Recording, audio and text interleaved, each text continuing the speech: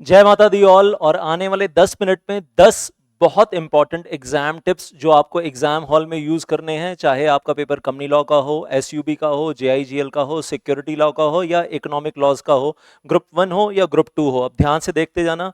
Time management first very important thing. 3 घंटे हैं आपके पास, 180 मिनट हैं। और 180 मिनट अगर आपके पास हैं, उसमें से अगर आप 20 मिनट क्वेश्चन पेपर पढ़ने में लगा देते हो या 20 मिनट इधर उधर सब चीज़ों में लगा देते हो तो 160 मिनट बचते हैं। And 160 minutes divided by 100 marks, you will be having 1.6 minutes in hand for 1 mark। और 5 मिनट का क्वेश्चन, 5 नंबर का क्वेश्चन अटेम्प्ट करना है तो 1.6 मिनट्स मल्टीप्लाइड बाय 5, 8 मिनट होंगे जिसमें आप क्वेश्चन को रीड करोगे, अंडरस्टैंड करोगे और उसके बाद आंसर को फ्रेम करोगे, लिखोगे। और अगर 4 नंबर का क्वेश्चन है तो you will be having multiplied by 4, 1.6 minutes multiplied by 4, 6.4 minutes in hand। 8 number का क्वेश्चन कभी कभी रेयरली आता है तो 1.6 minutes multiplied by 8, 12.8 minutes in hand. और 3 मिनट का क्वेश्चन है तो 4.8 minutes in hand, less than 5 minutes. Question पढ़ना भी है, समझना भी है, आंसर लिखना भी है, खत्म भी करना है, अगले पेज को पेज पलटना भी है।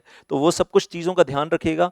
प्लस अगर आप बिल्कुल पहले वर्ड से, हाथ में आंसर शीट आते ही, क्वेश्चन पेपर आया, आंसर शीट आया और लिखना शुरू कर दिया, क्वेश्चन पेपर पढ़ा और लिखना शुरू कर दिया, और 20 मिनट सर हम तो वेस्ट नहीं करते, तो you will be having 180 minutes divided by 100 marks and 1.8 minutes in hand for 1 mark. 1.8 minutes for 1 mark.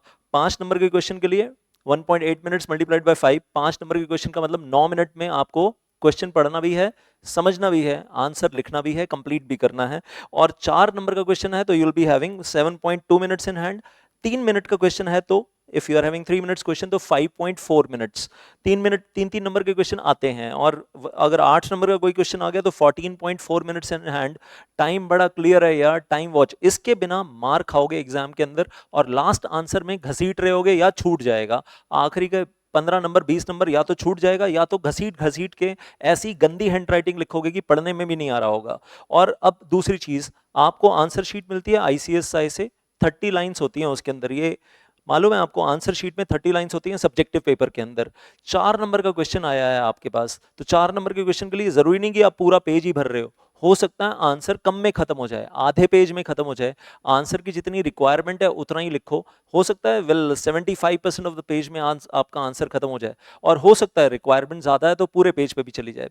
5 number का क्वेश्चन आया आपके पास, 30 लाइन्स हैं तो मैं ये बीच में ये मान लेता हूं कि आप बीच में ना पैराग्राफ वाइज फॉर्म में लिखोगे तो पैरा के बाद 1 लाइन का गैप दोगे एंड 4 लाइन्स बीच में जाएंगी आपकी। यहाँ 4 पैराज होंगे तो बीच में 4 लाइनों का बीच में खाली गैप भी आएगा।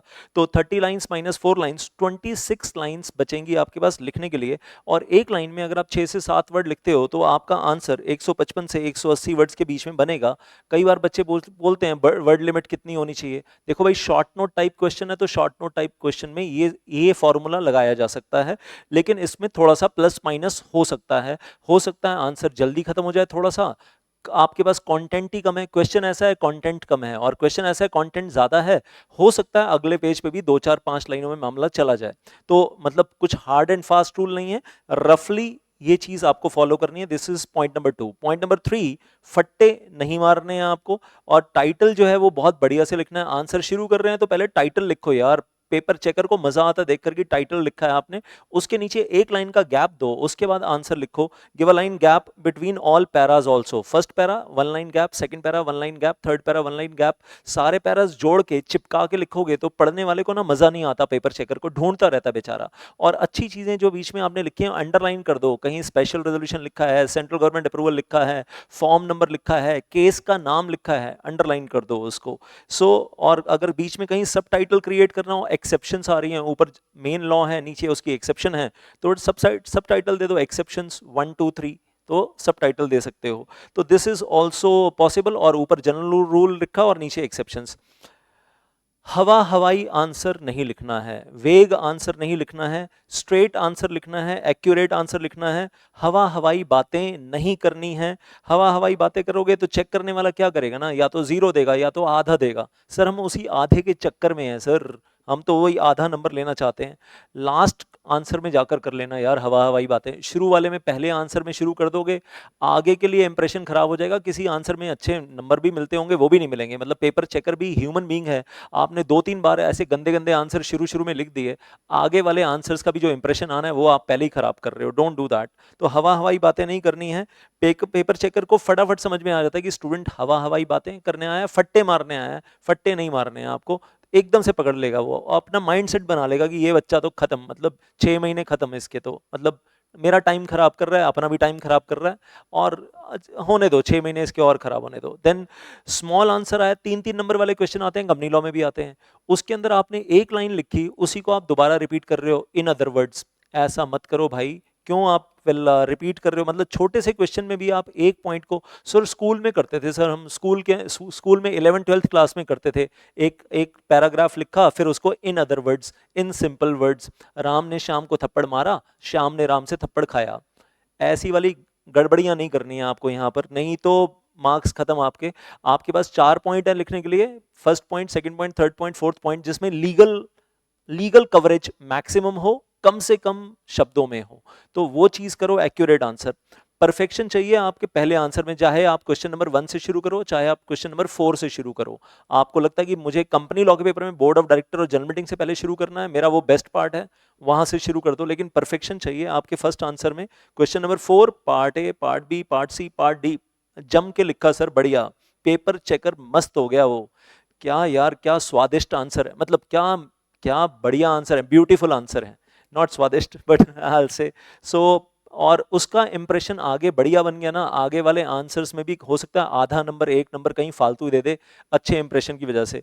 और पहले 4 क्वेश्चन, मैं तो कहता हूँ 6 क्वेश्चन अटेम्प्ट करने हैं, 6 में से पहले 4 क्वेश्चन बढ़िया कर दो यार, बहुत बढ़िया। आखिरी वाले 2 क्वेश्चन एट पार भी होंगे ना, आधा 1 नंबर फालतू दे जाएगा, खुशी खुशी में, खुशी के मारे। तो perfection in the first 4 answers will be required, और शुरू में इंप्रेशन बढ़िया बना लो। And then first understand the demand of the question, जो क्वेश्चन में पूछा है वही आंसर लिखना है। बहुत सारे स्टूडेंट्स अभी भी व्हाट्सएप आते हैं, सर ये क्वेश्चन है, ये आंसर है, बताओ ये सही है। मतलब मेरे को ये समझ में आता है कि स्टूडेंट को यही समझ में नहीं आ रहा। व्हाट्सएप के ऊपर मैं देख रहा हूँ अब तो, बहुत रिवीजन सीरीज में बहुत मैंने देखा है व्हाट्सएप मैसेजेस जो मेरे पास इंडिविजुअली आ रहे हैं, क्वेश्चन कुछ और है, साथ में आंसर कुछ और दे रहे हैं, और स्टूडेंट की समझ में नहीं आया कि ऊपर क्वेश्चन क्या लिखा है, नीचे आंसर क्या लिखा है। और कई बार तो प्रिंटेड क्वेश्चंस के साथ प्रिंटेड आंसर भेजते हैं मेरे पास, और दोनों आपस में मिसमैच होते हैं। अब वो कौन सी बुक से आते हैं मुझे तो ये भी नहीं समझ में आता, कि ऐसी बुक्स भी हैं जिन बुक्स में क्वेश्चन के नीचे उसका आंसर मैच ही नहीं हो रहा है। तो अगर स्टूडेंट वही पढ़कर सिर्फ रट्टे मार रहा है बिना दिमाग लगाए, तो आंसर एग्जाम में भी गड़बड़ हो जाएगा।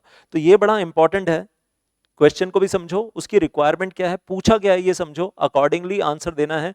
वो नहीं होना चाहिए हम थे वो थी और समा रंगीन, समझ गए ना, अरे जाना था जापान पहुंच गए चीन, समझ गए ना, वो काम नहीं करना है। यानी यानी यानी लफड़ा हो गया, फिर जीरो आएगा तो फिर क्या होगा, मतलब वो नहीं करना है। So don't write the long stories in the answer, nothing to do with the given, which are nothing to do with the given question. Answer आप लंबे से लंबा लिखो, मेन क्वेश्चन से जो पूछा है उससे कोई लेना देना नहीं है, जीरो मिलेगा जीरो। सर हम तो पूरे पेज का आंसर लिख कर आए थे, जीरो दिया है, क्योंकि उसका क्वेश्चन से कोई लेना देना ही नहीं था जो आपने आंसर लिखा है। Question number point number 8, don't waste the left margin right margin. School वाला काम नहीं करना, स्केल लेकर गए, वो बड़ा वाला स्केल इधर, और इधर लेफ्ट मार्जिन राइट मार्जिन बना रहे हैं। आंसर में आपकी हैंडराइटिंग रीडेबल होनी चाहिए, लेजिबल होनी चाहिए, नॉन रीडेबल नहीं होनी चाहिए। कीड़े मकोड़े होते हैं ना, वो घसीटे वाली हैंडराइटिंग, वो नहीं होनी चाहिए। पेपर चेकर के ऊपर बड़ा गंदा इंप्रेशन आता है यार, मतलब ठीक ठाक हैंडराइटिंग होनी चाहिए। मोती सजाकर लिखने की जरूरत नहीं है, हीरे मोती लगाकर लिखने की जरूरत नहीं है, लेकिन हाँ सही हैंडराइटिंग होनी चाहिए और रीडेबल होनी चाहिए। And should not be like वो 7वीं क्लास में, 6ठी 7वीं क्लास में वो गंदी वाली हैंडराइटिंग होती थी, कभी कभी कुछ बच्चों की होती थी 5th 6th क्लास में, वो वाली हैंडराइटिंग अभी तक चली आ रही है तो भी बड़ी प्रॉब्लम है। Paper checker will not feel happy when he will check the paper. तो आपकी हैंडराइटिंग जो है वो डिसेंट होनी चाहिए, बहुत हीरे मोती नहीं समझा वेल जड़ने हैं, लेकिन फिर भी बोल रहा हूँ कि सही ठीक ठाक हैंडराइटिंग होनी चाहिए। इकोनॉमिक लॉ, ज्यूरिस्प्रूडेंस, जीआईजीएल और capital market security law paper के अंदर एक प्रॉब्लम आप फेस करोगे इन पेपर्स के अंदर, क्या कि आपको एक टॉपिक दिया, question number 1 part A B C D E, topic दिया और आपको ये नहीं बताया कि वो टॉपिक कौन से एक्ट में से है, वो टॉपिक इंडियन पीनल कोड में से है, क्रिमिनल प्रोसीजर कोड में से है, सिविल प्रोसीजर कोड में से है, लिमिटेशन एक्ट में से है, एविडेंस एक्ट में से है। For example paper of JIGL, topic पकड़ा दिया, सबसे पहले ये पकड़ लेना, ये हाथ में आना चाहिए कि वो टॉपिक कौन से चैप्टर से है, कौन से एक्ट से है। तो ये चीज़ बहुत इंपॉर्टेंट है। ऐसे ही कैपिटल मार्केट सिक्योरिटी लॉ में भी टॉपिक का नाम लिख दिया और ये नहीं बताया कि कौन से रेगुलेशन में से है, इनसाइडर ट्रेडिंग में से है या टेक ओवर कोड में से है, आईसीडीआर में से है, एलओडीआर में से है, बायबैक से है। टॉपिक का नाम दे दिया, राइट अ शॉर्ट नोट। तो पहले तो ये पकड़ो कि वो कौन सी रेगुलेशन में से है and accordingly right the answer. तो पहले उसका टाइटल ठीक से बनाओ और फिर उसके हिसाब से आंसर लिखो। हवा हवाई आंसर मत लिखना, हवा हवाई आंसर लिखने का कोई फायदा नहीं, जीरो ही मिलेगा, टाइम वेस्ट होगा। Last point once again I will say over here, जो मैं हमेशा बार बार बोलता रहता हूँ, जब जेआईजीएल का पेपर देने के लिए जाओगे तो कंपनी लॉ की बुक लेकर जाना, कंपनी लॉ के नोट्स, शॉर्ट नोट्स जो भी आपके पास हैं वो लेकर जाना। कंपनी लॉ का पेपर देने के लिए जाओगे तो एसयूबी का लेकर जाना मटेरियल साथ में। एसयूबी का अगर पेपर देने के लिए जा रहे हो तो टैक्स का मटेरियल लेकर जाना। ये उनके लिए जो सिंगल ग्रुप दे रहे हैं, जो दो ग्रुप दे रहे हैं उनको मालूम है हाँ अगले दिन कौन सा पेपर है, वो मटेरियल साथ लेकर जाना। जेआईजीएल का पेपर दोगे तो फिर कौन सा मटेरियल साथ लेकर जाना है पता है ना आपको। और एग्जामिनेशन सेंटर से बाहर निकलेंगे तो जेआईजीएल का पेपर देकर निकले तो जेआईजीएल डिस्कस नहीं करेंगे, अगले दिन की पढ़ाई शुरू हो जाएगी उसी वक्त। बैग में से निकालने हैं नोट्स और पढ़ाई शुरू, अपने आप भी चेक नहीं करना अपना पेपर। तो ये 10 बातें बड़ी इंपॉर्टेंट हैं। All the best for your coming exams. Thank you so much. जय माता दी। All the best.